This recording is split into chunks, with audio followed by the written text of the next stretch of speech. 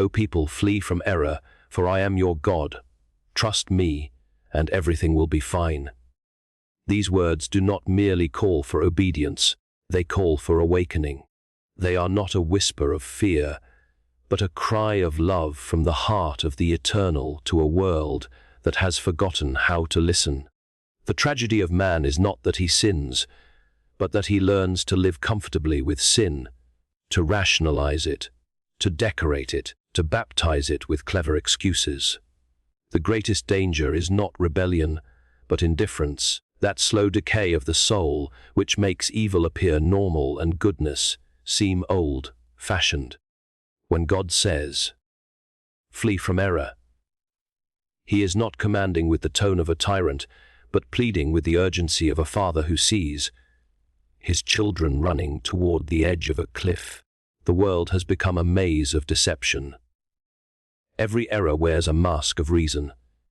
Every lie dresses itself in the garments of sincerity. The heart of man has become its own deceiver, crafting stories to justify what should never have been justified. The modern mind, proud of its progress, mistakes its confusion for wisdom. It has learned to build towers of knowledge, but forgotten the foundation of truth. And so, when the voice of God breaks through the fog, saying, "Trust me," it sounds almost foreign. We have trusted ourselves so long that we have forgotten the taste of divine trust. But trust in God is not the same as blind acceptance. It is the highest form of sight, the vision of faith that pierces through the fog of doubt. To trust God is to anchor one's life in a reality that does not shift with circumstances or crumble with fear. It is to walk through the storm knowing that the waves obey the same voice that called light into being. It is to surrender not because we are weak, but because we have seen the strength of the one who holds the universe in his hands. The human spirit, restless and proud, resists this surrender. It would rather stumble through error than bow to truth. But every road of error ends in exhaustion, and the tired soul eventually learns that peace is found not in control, but in trust. Error begins with the smallest deviation from truth. A tiny bend in the moral compass leads to a wilderness of confusion. The serpent in the garden did not begin with denial, but with distortion. Did God really say? So it is today. The voice of error does not shout, it suggests. It does not break in, it whispers. It dresses rebellion as freedom and calls disobedience enlightenment. And yet the same subtlety that deceived Eve now enslaves the modern world. We build systems, ideologies, and identities around half-truths and expect them to lead to wholeness. But every half-truth is a hidden lie, and every hidden lie builds a kingdom of shadows. When God speaks, "I am your God," he is reminding us of something we have not lost but forgotten. Humanity has not ceased to belong to God, it has merely ceased to remember. To know that he is our God is to remember that we are his, created, sustained, and loved not by chance but by design. This is not a claim of ownership that diminishes us, but one that completes us. The creature is most free when it lives according to the purpose of its creator. The bird is not enslaved by the law of flight, it is liberated by it.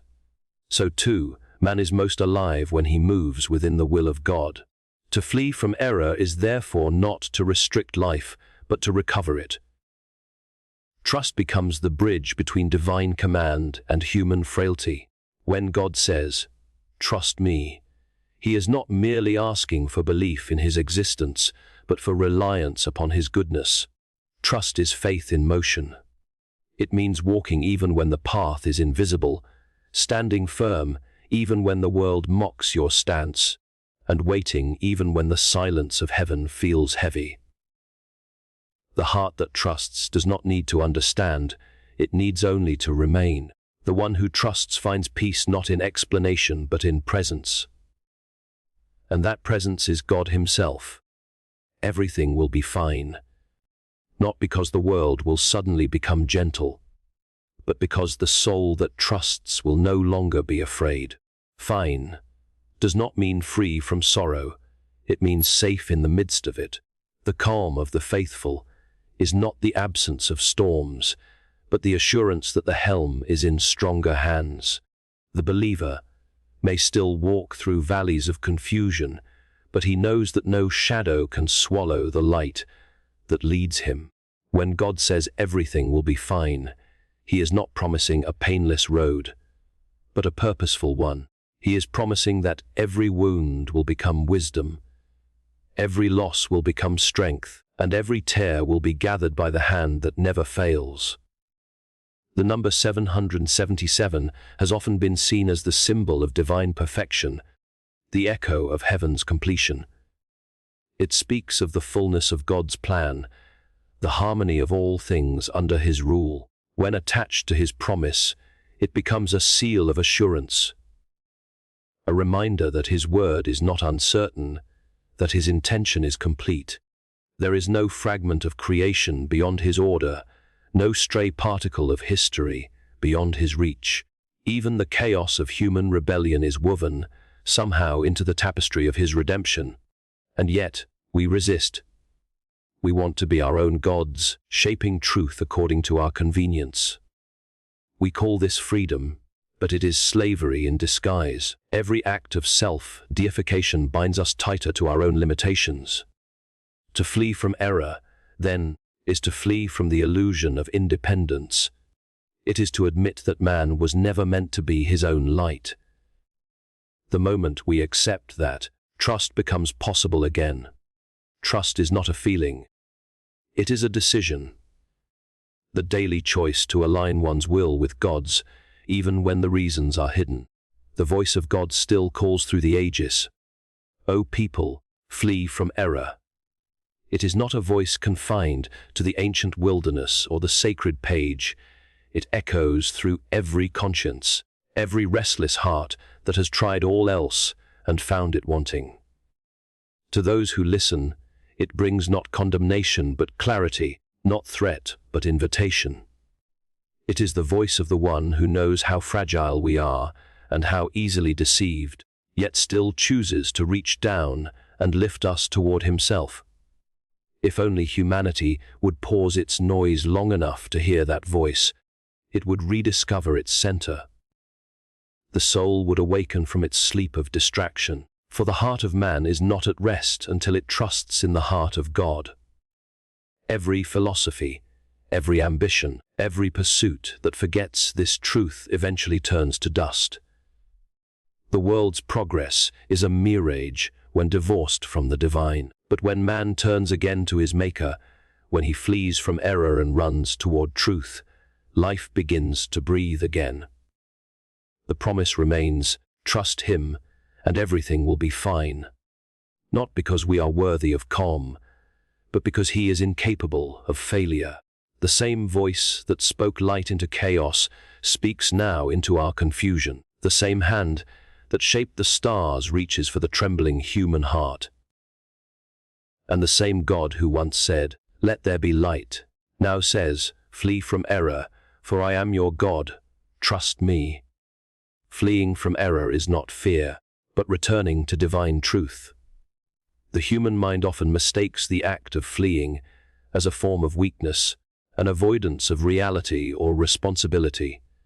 Yet, when God commands his people to flee from error, he is not urging cowardice, but summoning courage. The kind of courage that faces falsehood and rejects it, even when it is beautifully disguised. To flee from error is not to escape the world, but to rise above its illusions. It is to abandon the comfort of lies that soothe the ego and return to the clarity of divine truth that humbles and heals. Humanity has always struggled with this distinction because error is seductive. It does not present itself as evil, but as the easier version of good, a more convenient kind of righteousness, a truth that bends just enough to fit our desires.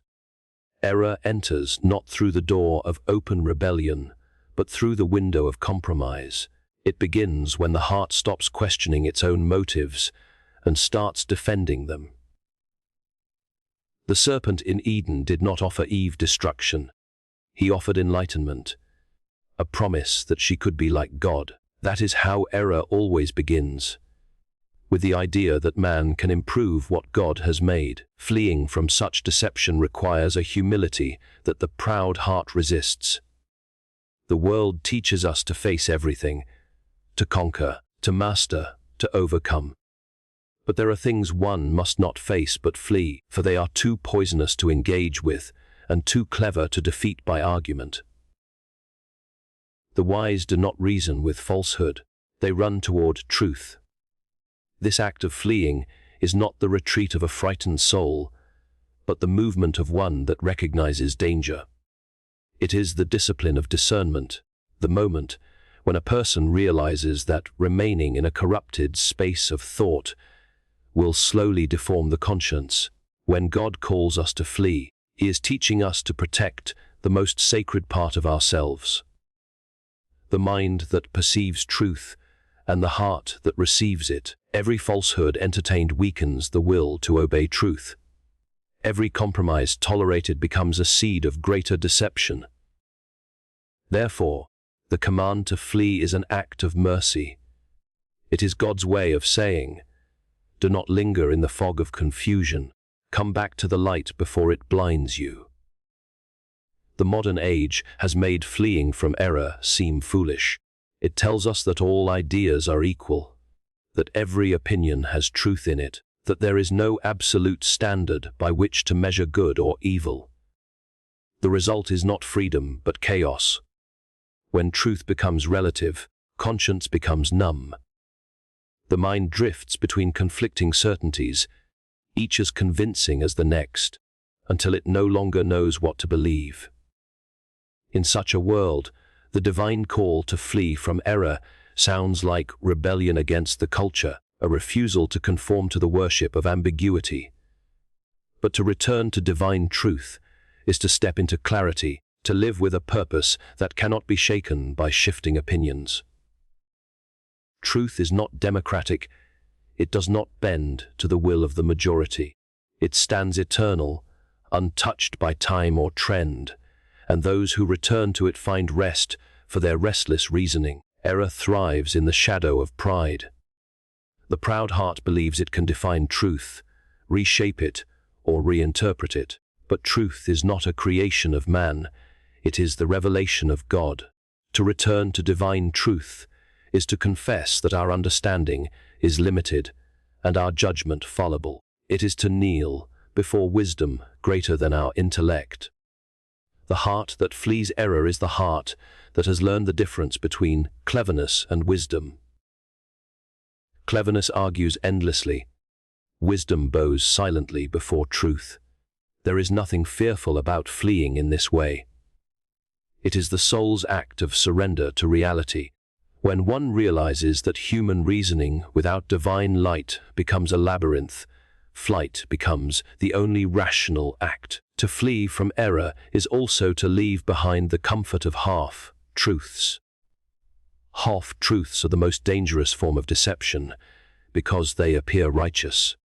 They carry enough light to seem trustworthy, but enough darkness to lead astray. They are the foundation of false religions, corrupted doctrines, and self-justifying moral systems. The soul that truly seeks God must learn to detect them and to abandon them without hesitation. It must love truth more than it loves its own opinions. That kind of purity does not come easily. It is forged in the struggle between pride and humility, between the desire to be right and the longing to be real. The act of fleeing from error always involves repentance, not merely of actions but of perception. It means admitting that we have believed wrongly, that we have called things true which were false, and called things false which were true. It means allowing God to reshape our thinking, so that our minds no longer mirror the world, but reflect heaven. Repentance is not just the turning away from sin, but the turning back toward truth. and the moment one begins to turn, the world will resist. The crowd always despises the one who runs toward God, because his very movement exposes their stillness. But the path of truth is never crowded. It is walked by those who would rather be right with God than popular with men. In every generation, God raises voices that call people to flee from error. Prophets, preachers, poets, and ordinary believers who refuse to compromise. They remind the world that truth is not invented. It is discovered in the character of God. Yet each of them faces the same opposition, ridicule from those who have learned to love their chains.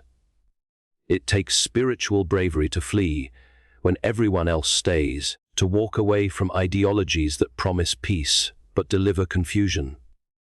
The exile from error is often lonely, but it leads to freedom. Those who return to divine truth may lose the approval of men, but they regain the favor of heaven.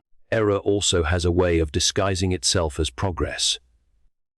It tells man that moral boundaries are outdated, that holiness is oppressive, that everything sacred must evolve with culture.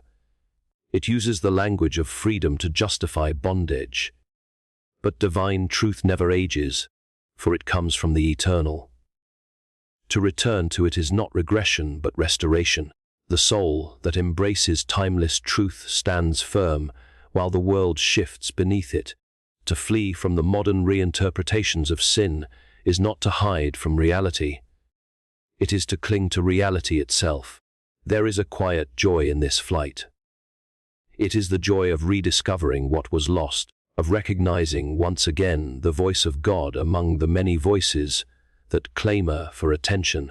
When one turns from error and runs toward divine truth, the confusion begins to lift. The world may still shout, but the soul grows still. The light of truth, once glimpsed, cannot be unseen. It burns away the illusions, exposes the counterfeit, and restores peace to the troubled heart. What once seemed constraining now feels liberating. What once felt like loss becomes gain. To flee from error is to begin again. To start the long journey back to the simplicity of faith, it is to abandon the pride of the intellect and to rediscover the wisdom of trust. It is to realize that truth was never hidden, it was simply ignored. And though the world calls it narrow, the path of truth is wide enough for every heart that seeks God. The invitation remains for all who are weary of lies, all who have grown tired of confusion, all who sense that somewhere beyond the noise there is a voice calling them home. The one who answers that call does not run away. He runs toward the only place where his soul can breathe again. Trust in God restores clarity amid the world's deception. The mind of man was created to see truth as clearly as the eye sees light, yet with time, the world has clouded that sight. Confusion is not the natural state of the soul. It is the sickness that comes from trusting what was never meant to guide.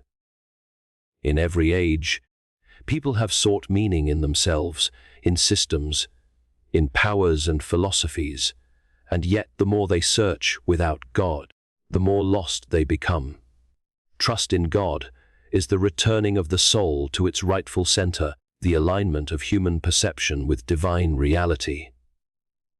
The world deceives not because it is strong, but because man's trust is misplaced. To trust God is to see through the mist, to discern that all beauty not grounded in Him fades, and that all truth not born of Him bends toward falsehood. Deception in this world has become so ordinary that it is celebrated. The clever liar is called persuasive, the manipulator is called strategic, and the one who doubts everything is called intelligent. But beneath this applause of confusion lies a silent despair. For the heart cannot live long in contradiction. When trust in God is replaced by trust in man, chaos follows. The human spirit, designed to lean upon something greater, collapses under the weight of self-dependence. It begins to seek clarity in temporary things, in wealth, in approval, in logic, and every one of these betrays it in time. The noise of the world grows louder, promising wisdom through endless debate, and the soul forgets that wisdom begins not with opinion, but with reverence. Trust is not an emotion that flickers with circumstance, it is a posture of the soul. It is the surrender of human certainty to divine constancy. The world deceives because it thrives on instability. It builds its truths like castles of sand, each one reshaped by the next tide of fashion or philosophy.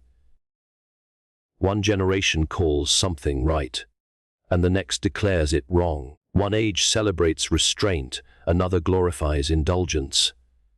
The result is a moral fog that blinds even the sincere. Yet in the midst of this, the voice of God remains unchanged. He does not evolve because he is already perfect. The one who trusts him finds clarity, not because he knows all answers, but because he knows where answers rest. The world's deception is subtle, for it does not destroy truth directly. It dilutes it. It teaches the heart to doubt the reliability of God's word, to reinterpret it according to convenience. It whispers that trust in God is naive, that faith is a relic of the uneducated, that modern minds have no need for divine guidance. And yet, as men grow more advanced, their hearts grow emptier. Knowledge without trust becomes a burden, for it shows man how complex the world is, but never why he exists in it. Clarity comes not through information, but through illumination, and illumination begins when the heart bows to the light of God's truth. When trust is lost, perception warps. The soul begins to see through the lens of fear. Every challenge appears insurmountable, every pain meaningless, every delay a punishment. The world feeds this blindness, convincing people that the only truth is what they can touch, measure, or control. But divine trust invites man to see beyond the visible. It teaches that unseen purposes guide visible events, that every mystery carries mercy hidden within it. The one who trusts begins to discern patterns in the chaos, lessons in the waiting, redemption in the suffering. Clarity is not the absence of mystery, it is peace within it. It is knowing that though the path may twist, the destination remains in the hands of the faithful Creator. There is a peculiar wisdom in trusting God when the world mocks it. The skeptic sees faith as surrender, but the believer knows it as awakening. The more the world tries to explain life without God, the more it drowns in its explanations. To trust in God is to step outside that noise, to stand still while the storm of theories rages, and to say quietly, "He knows." That moment of stillness is where clarity begins. The heart that rests in God no longer chases answers as if they were prizes. It receives them as gifts when the time is right. In that trust, confusion loses its power. What once seemed complex becomes simple again. To love what is good, to reject what is false, to live for what endures. Deception blinds not by darkness alone, but by imitation of light. The enemy of truth does not always speak lies. He distorts truths until they lose their strength. The world tells man that he is free when he follows his desires, that he is wise when he doubts divine authority, that he is good when he measures goodness by comparison. These half-truths fill the mind with pride and the heart with restlessness. Only trust in God exposes their emptiness. It replaces confusion with conviction, and pride with peace. It restores the ability to recognize what is genuine by keeping the soul close to its source. The one who trusts does not need to chase the new voice of every age. He knows the shepherd's voice and follows only that. Clarity does not mean the absence of struggle. Even the most faithful feel the pull of the world's deception, but trust transforms the struggle. It turns temptation into training. The man who trusts God learns to question his own motives before the world questions him. He begins to see not only what is wrong outside, but what is false within. And that inner clarity becomes a shield. It prevents the subtle poisons of the age from settling in his heart. The more he trusts, the clearer he becomes, until truth is no longer something he seeks, but something he reflects. Trust in God restores order to the disordered mind. It teaches that not everything that glitters is wisdom, that not every doubt is intelligence, that not every freedom is good. It untangles the knots of modern thinking, which has tried to make morality subjective and truth negotiable. The believer who trusts God stands firm in a world of shifting sands. His clarity is not arrogance, it is stability born of faith. While others redefine truth to suit desire, he aligns desire to suit truth. That is the power of trust. It reverses the direction of the heart. Instead of shaping God to fit the world, it allows God to shape the world within us. The deception of this age is that peace can exist without trust. The world seeks clarity through control. Control of destiny, of relationships, of outcomes. But control breeds anxiety, for the more we grasp, the more we fear losing. Trust, on the other hand, releases the burden. It teaches that surrender is not failure but freedom. The moment one truly trusts, the fog begins to lift. Circumstances may not change, but vision does. One begins to see not only what is happening, but who is guiding it. That realization becomes the light by which the soul walks, even when the road ahead remains hidden.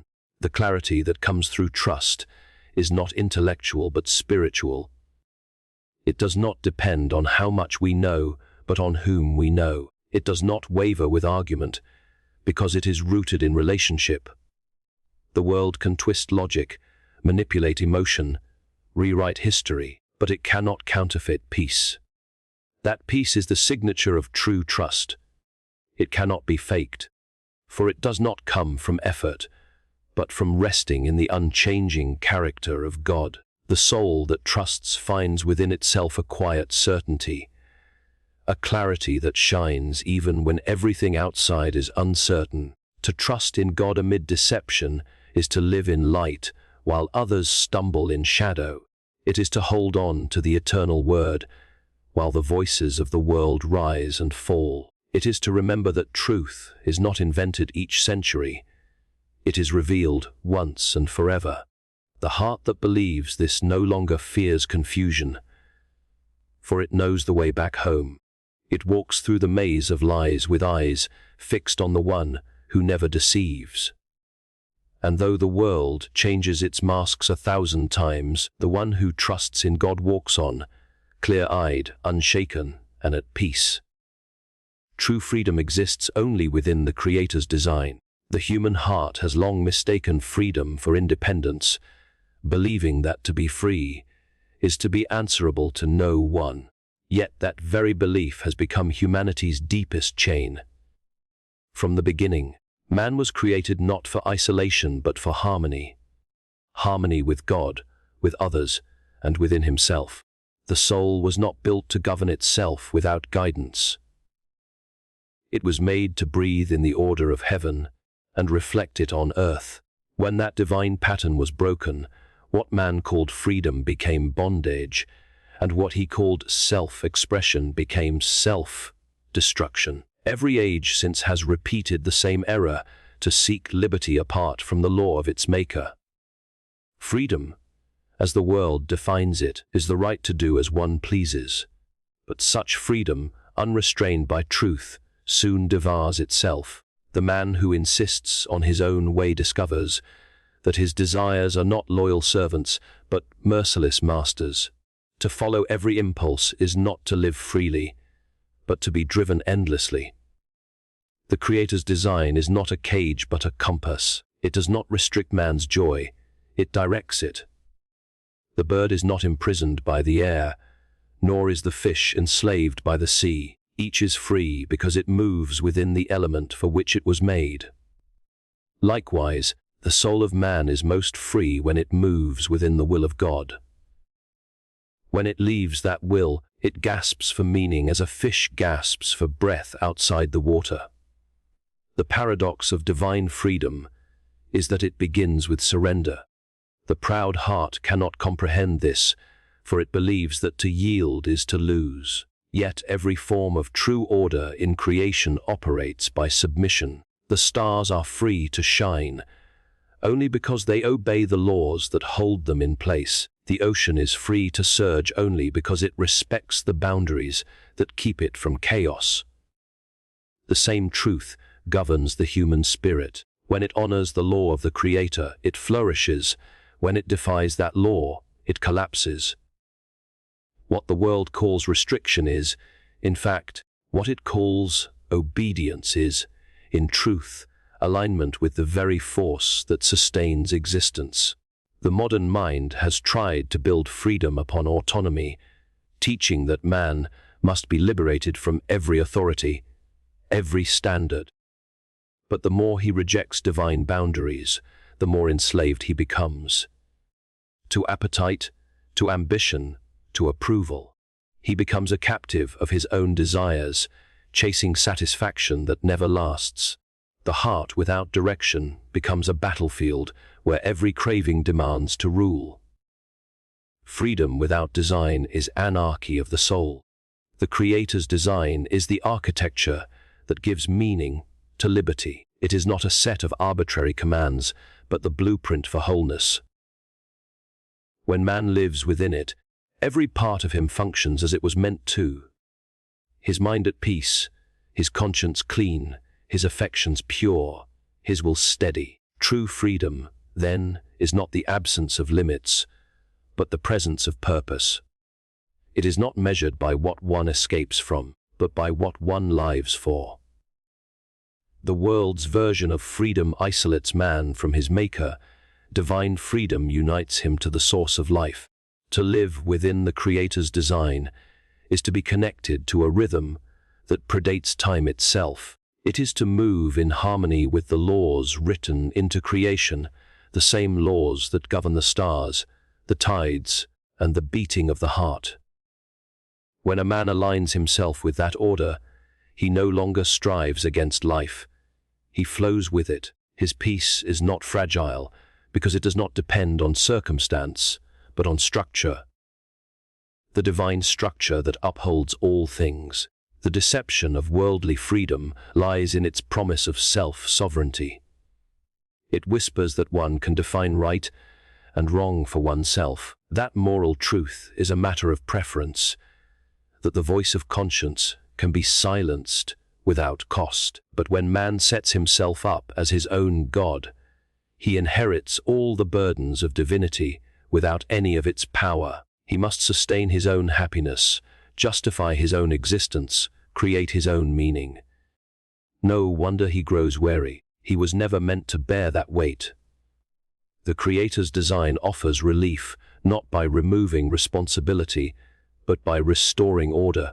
In that order, man learns again that he is not his own maker, but a masterpiece, not his own lawgiver, but a beloved subject under perfect wisdom. Freedom without truth always ends in decay. History bears witness to civilizations that sought liberation by rejecting divine standards. Their art, their politics, their philosophies all celebrated autonomy, yet each fell not because they lacked brilliance, but because they lacked foundation.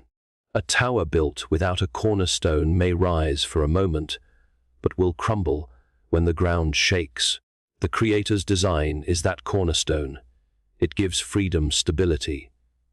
When moral truth is dismissed, liberty becomes self-consuming. The people who claim to be free begin to enslave one another, the strong dominating the weak, the cunning deceiving the simple. The moral collapse of societies is not the loss of power, but the loss of purpose. When the heart returns to the Creator's design, it finds that obedience is not contrary to joy, but the very condition of it. The commandments of God are not the chains of slaves, but the songs of the redeemed. Each law is a note in the symphony of divine order, and when the soul plays in tune with that music, it experiences harmony that no rebellion can offer. There is a deep gladness in belonging to something greater, in knowing that one's life is not random but written. This is the freedom the saints knew, the freedom that made them unafraid of kings and untempted by fame. They were free not because they did what they wanted, but because they wanted what was right. To live within the Creator's design is also to rediscover balance. The world teaches extremes: indulgence or denial, dominance or submission, pride or despair. But divine order harmonizes opposites. It teaches strength through gentleness, power through humility, victory through surrender. Within that design, every virtue finds its rightful place. Love is not sentiment but sacrifice. Truth is not weapon but light, and freedom is not rebellion but restoration. The soul that understands this begins to walk in quiet strength. It does not need to prove its freedom, for it lives it naturally, like a river flowing within its banks, powerful precisely because it is contained. The beauty of divine freedom is that it restores identity. When man lives apart from God, he becomes defined by what he does or owns or desires. His worth fluctuates with his circumstances, but when he returns to the Creator's design, he finds that his identity is fixed, not in performance but in purpose. He was made in the image of God, and that image is his truest self. Every command of God is an invitation to live out that image more fully. To obey is not to lose oneself, but to become who one was always meant to be. The more a man aligns with the divine pattern, the more distinct he becomes, not less. It is in the light of order that individuality shines, for chaos only breeds sameness. Even nature itself reflects this truth.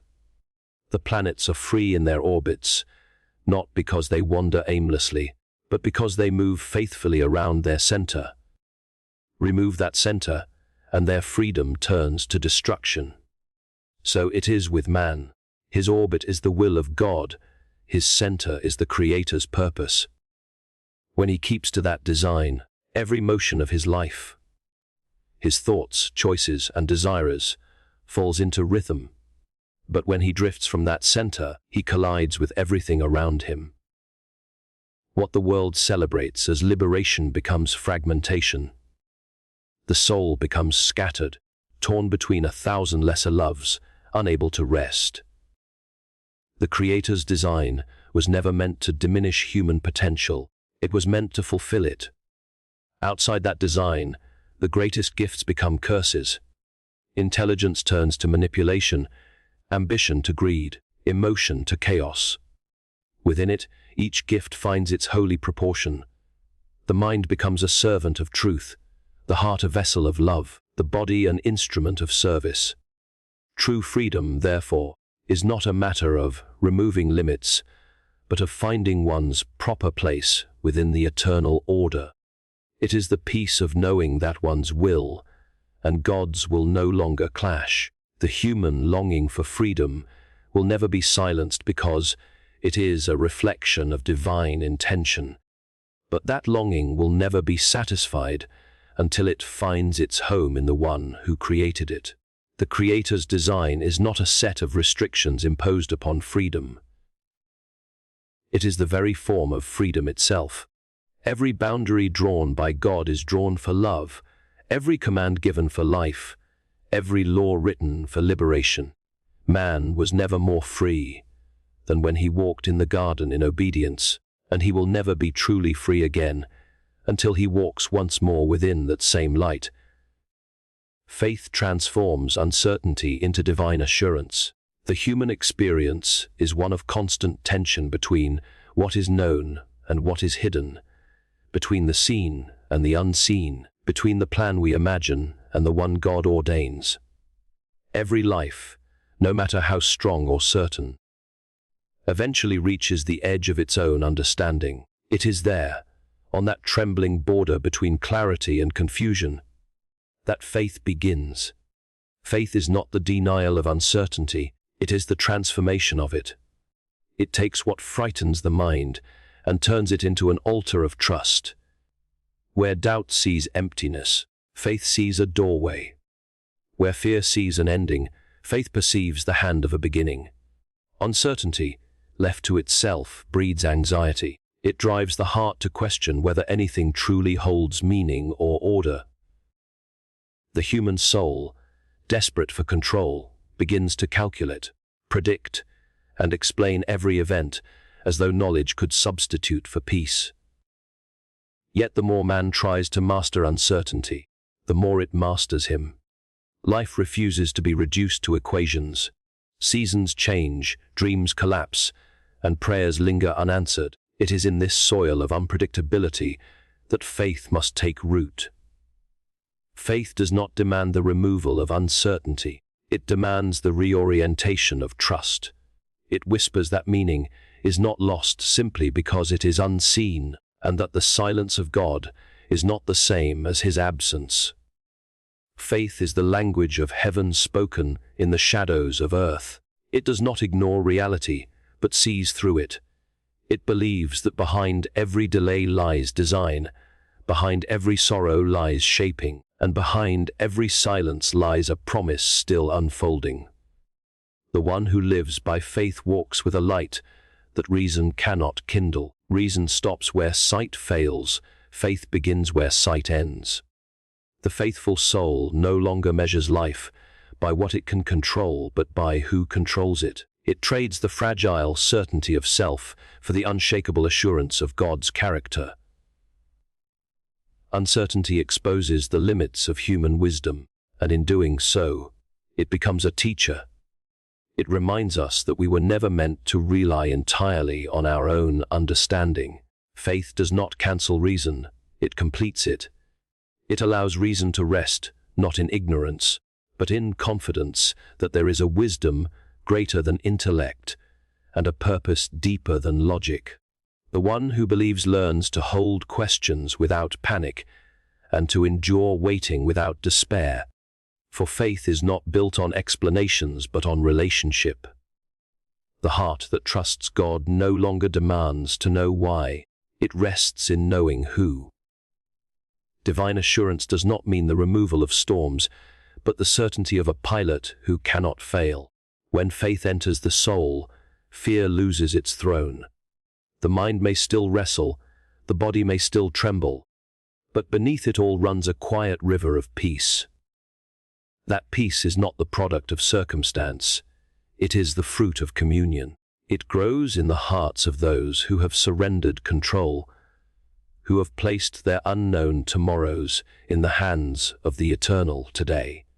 Faith converts uncertainty into assurance, not by changing what happens, but by changing how we see what happens. It trains the soul to interpret confusion as divine choreography, to perceive disorder as preparation.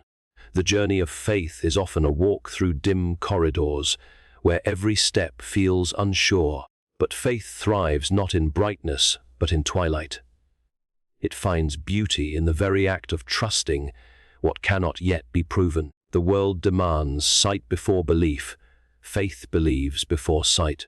The man who lives by faith sees the invisible and endures the impossible, because his assurance lies not in outcomes, but in the unchanging nature of God. What others call risk, he calls reliance. What others call uncertainty, he calls invitation. Uncertainty without faith isolates. Uncertainty with faith transforms.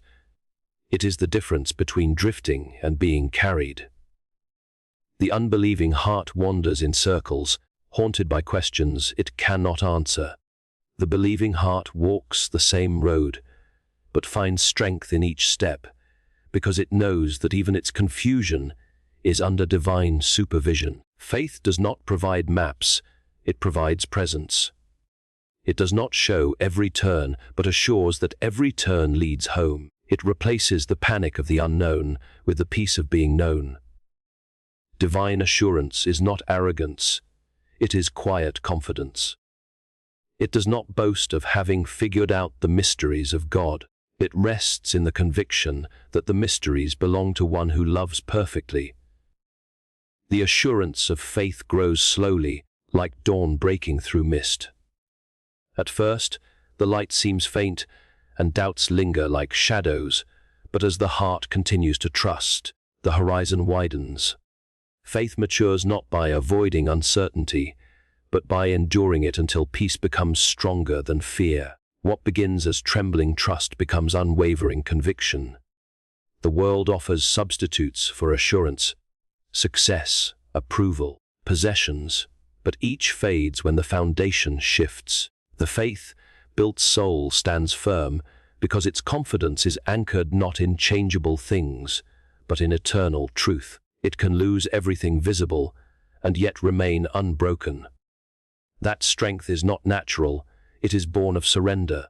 The more the believer yields, the stronger he becomes, because his trust no longer depends on evidence, but on experience. The experience of God's faithfulness through countless uncertainties already overcome. Faith also transforms the way one perceives time. Without it, waiting becomes torment. The future feels like a void filled with anxiety, but faith turns waiting into worship.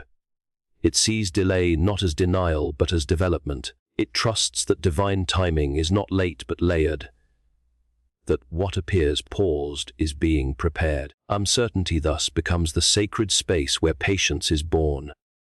In that space, the believer learns that assurance is not the absence of doubt, but the triumph of trust over it. Even in suffering, faith rewrites the narrative. Pain without faith feels senseless. Pain with faith becomes purposeful. It reveals what comfort never could. It uncovers idols, purifies motives, and deepens dependence. The faithful heart learns to say, "I do not understand this, but I trust the one who does." In that sentence lies a strength that the world cannot counterfeit. It is the strength that turns tragedy into testimony, uncertainty into intimacy, and despair into devotion. Faith is the divine alchemy that changes fear into freedom. It does not deny reality, but baptizes it in hope. Every uncertainty becomes an opportunity for revelation. The believer begins to see how even the most confusing chapters fit into a larger story, one authored by hands that never tremble. The assurance of faith is not the certainty of comfort, but the certainty of care.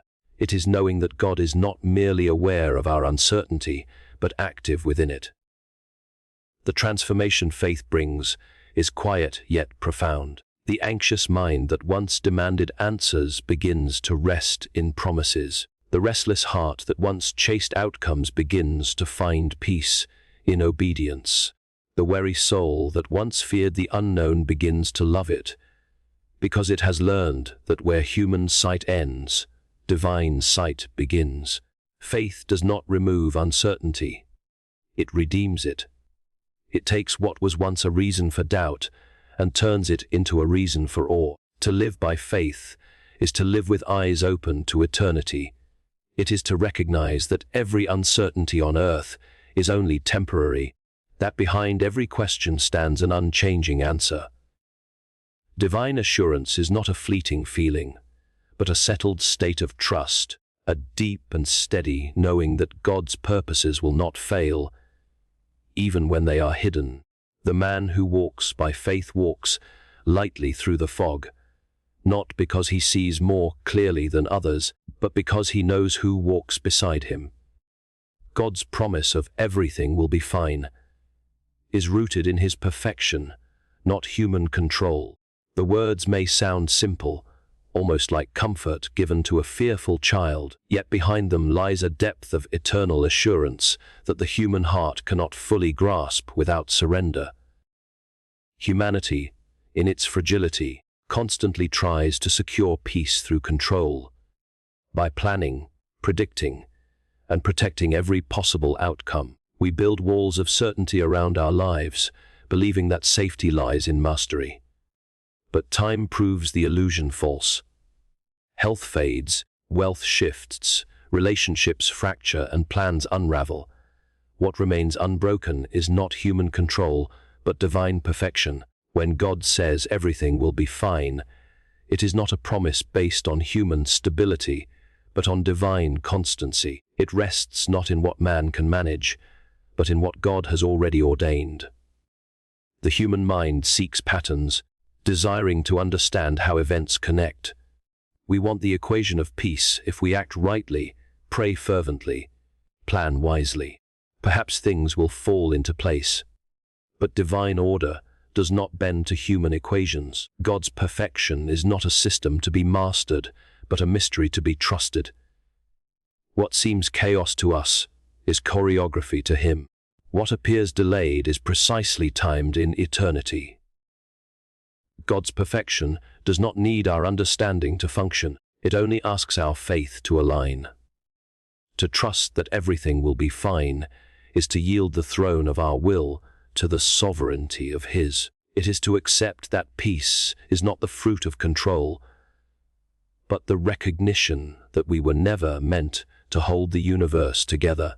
When the soul begins to perceive that truth, a quiet revolution begins within. The restless heart learns to rest, not because circumstances become calm, but because it finally believes that behind every storm stands a perfect hand. The believer starts to understand that God's perfection is not fragile, not conditional upon the cooperation of men or the alignment of circumstances. His purposes are not postponed by our errors, nor are His plans undone by our weakness. What He decrees is not subject to revision by our fears. The divine perfection that anchors the universe is the same perfection that sustains the believer. The assurance that everything will be fine is not an emotional sedative.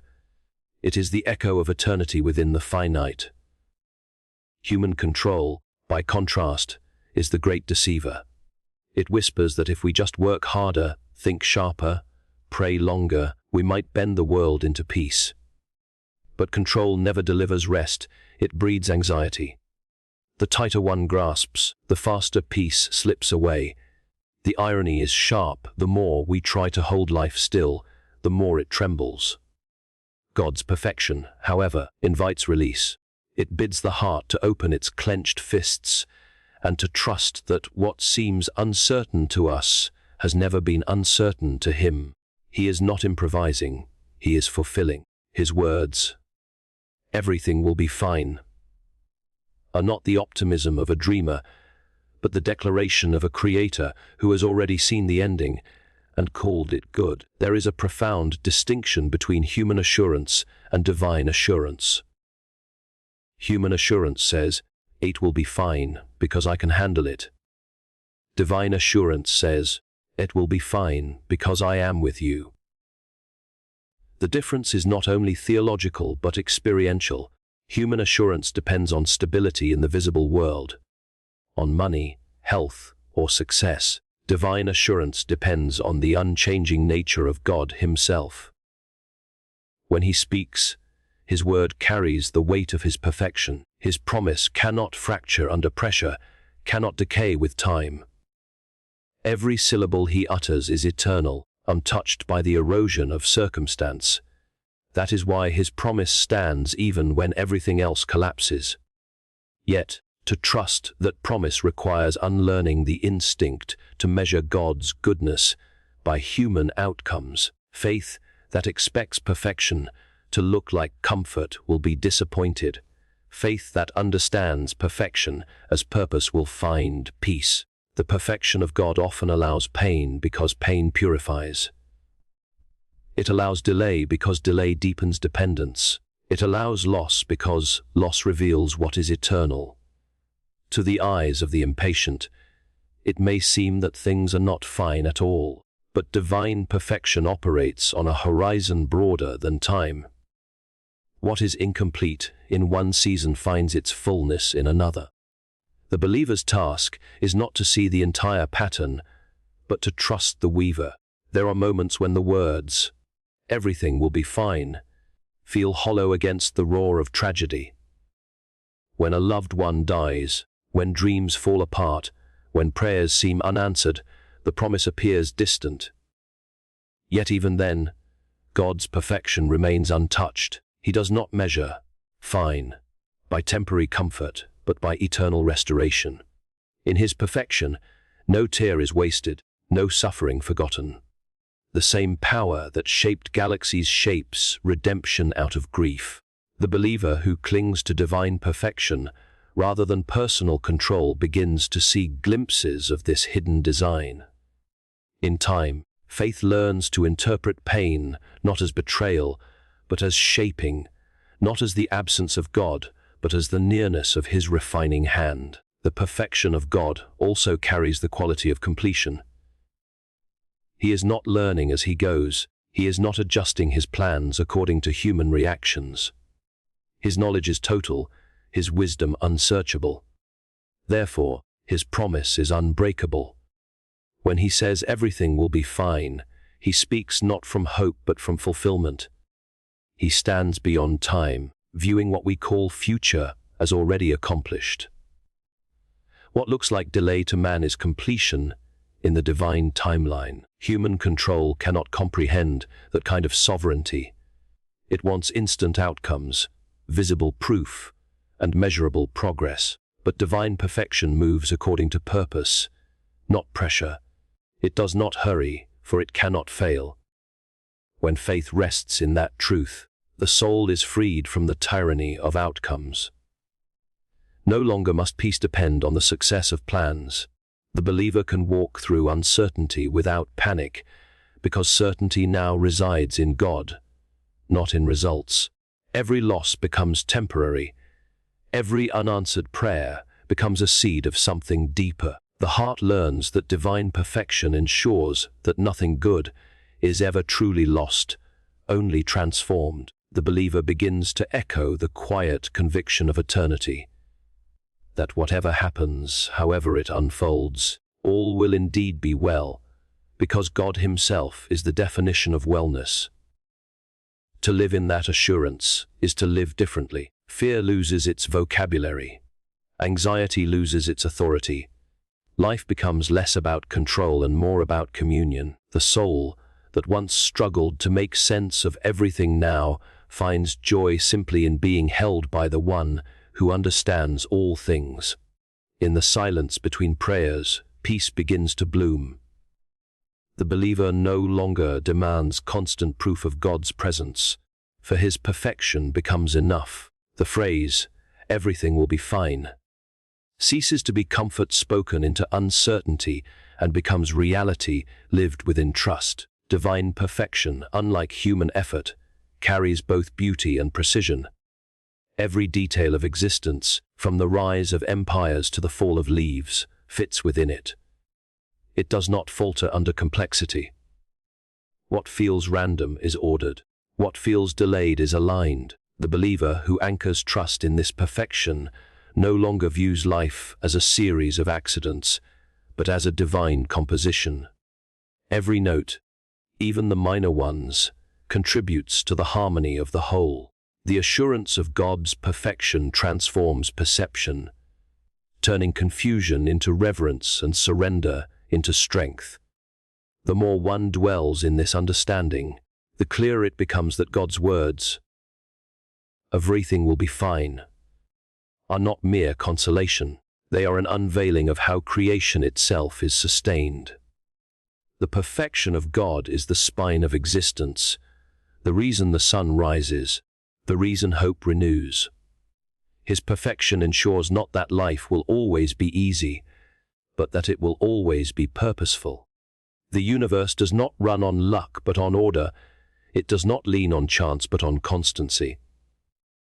When the believer finally sees that truth, control loses its attraction. Peace ceases to be a goal and becomes a condition of trust. In that condition, the heart no longer trembles at the unknown. It understands that fine does not mean painless, but perfected, not effortless, but eternal. God's perfection guarantees that even what feels unfinished is already moving toward glory. Every broken thing in human experience bends toward restoration under His command. The believer learns, often through tears, that surrender is not defeat, but participation in divine perfection. The more we release our control, the more we discover that God's control is not distant or mechanical. It is intimate, deliberate, and profoundly good. When all human assurances fail, divine perfection remains the one unshaken foundation. It does not need proof, for it is the source of all truth. The one who builds faith upon it, it begins to live in a peace that cannot be stolen, a calm that no storm can dislodge. That peace is not the result of things going as planned, but of knowing that every plan rests within hands incapable of error. God's perfection is the soil from which His promise grows. And when He says, "Everything will be fine," He speaks not as one predicting hope, but as the one who has already made it so.